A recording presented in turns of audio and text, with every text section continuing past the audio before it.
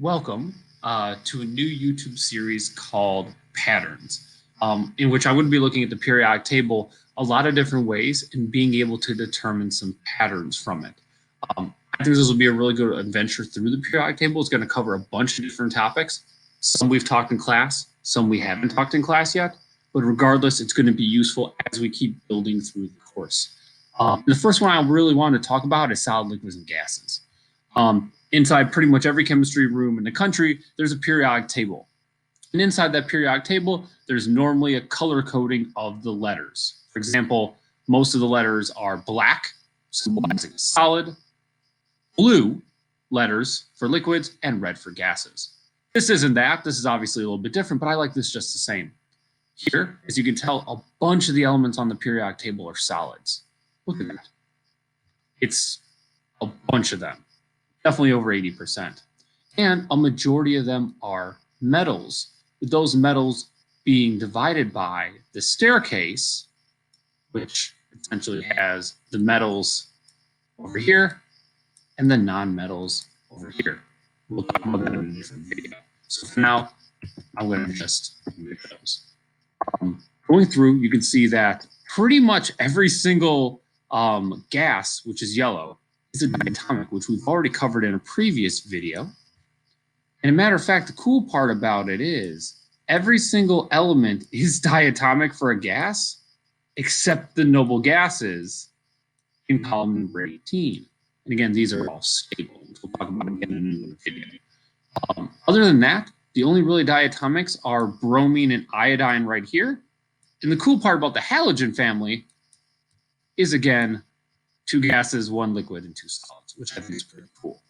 But if you look at all these that are going to be solids. Again, there's only 2 liquids. Mercury, which is toxic, and bromine, which is also toxic. So just going through, I just wanted to go over quickly what a solid, liquid, and gas look like at the particle level.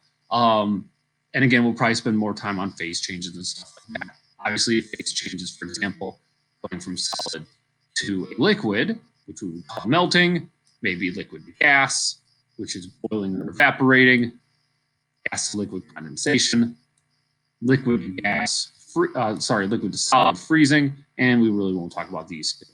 But again,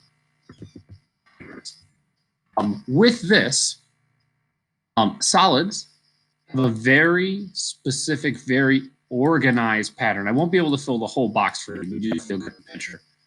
But they're all going to be really close, right on top of one another, not leaving a lot of gaps. Now, they do move. That is a common misconception that solids don't move. They vibrate.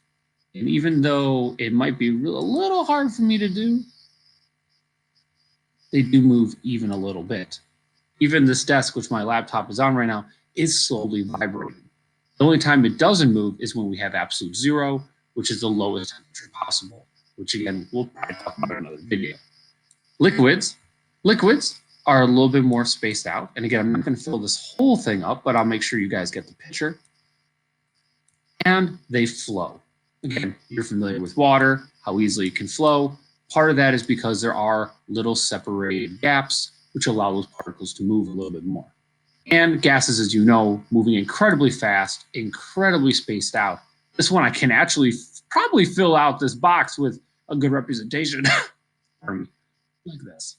So that's the very first video I wanted to shoot, just talking a little bit about solid liquids and gases and how you recognize them on the periodic table. Again, a bunch of them are solids. A lot of them are metals. So how can we start to tell these apart? Watch these other videos to find out. Have a wonderful rest of your day.